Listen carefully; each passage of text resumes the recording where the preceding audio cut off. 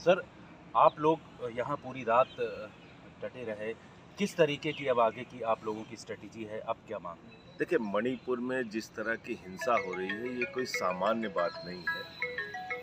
और इस पूरे मामले में भारत के प्रधानमंत्री की चुप्पी, भारत के प्रधानमंत्री की खामोशी कहीं न कहीं मणिपुर की हिंसा को मौन सहमति है।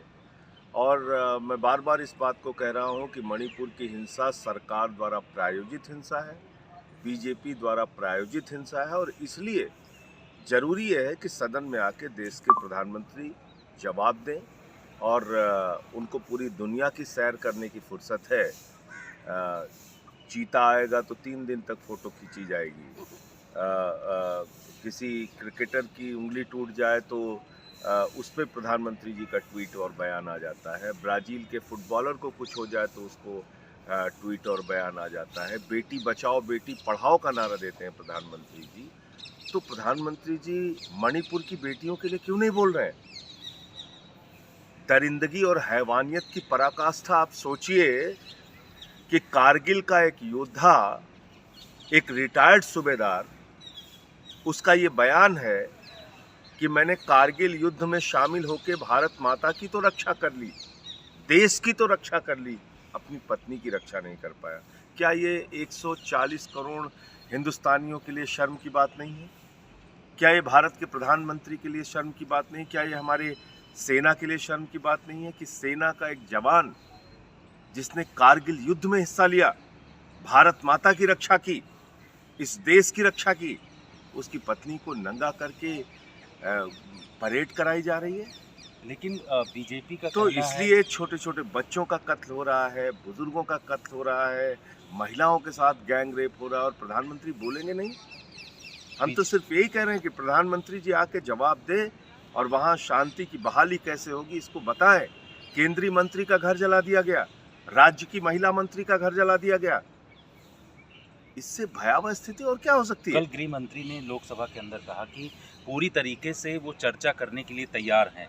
जो परंपरा खुद स्पीकर ने कहा कि परंपरा रही है कि ऐसे मामलों में गृह मंत्री ही जवाब देते हैं। तो अरे आप लोग भाई, एक चीज बताइए, ट्रेन की झंडी दिखाने जाएंगे नरेंद्र मोदी जी, विदेश मंत्रालय का मामला होगा बोलेंगे नरेंद्र मोदी जी, फाइनेंस मिनिस्ट्री का मामला होगा बोलेंगे नरेंद्र मोदी जी।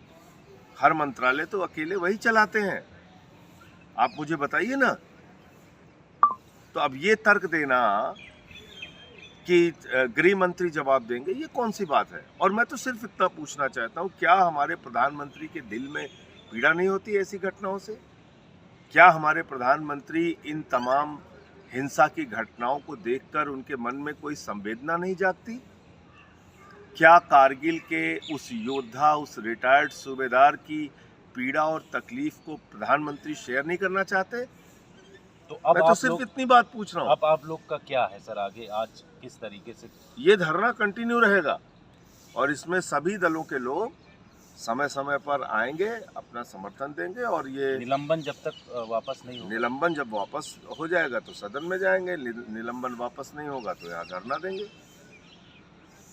देखिए, ऐसा है कि महत्वपूर्ण बात यह है कि आज इतनी बड़ी घटना पर ये सरकार अगर कुछ नहीं कर रही है तो इस देश के लोगों को भी सोचना होगा कि आखिर उनका जीवन कैसे मोदी सरकार में सुरक्षित है, कैसे कानून व्यवस्था बीजेपी के राज में कायम हो पाएगी। आप कहते हैं डबल इंजन की सरकार, वहाँ तो डबल इंजन की सरकार है, प्रदेश में भी आपकी सरकार है, देश में भी आपकी सरकार है, और बावजूद इसके इतनी बड़ी हिंसा हो रही है वहाँ पे, रुकने का नाम नहीं दे रही हिंसा, और आप हैं कि बोलने के लिए तैयार नहीं है।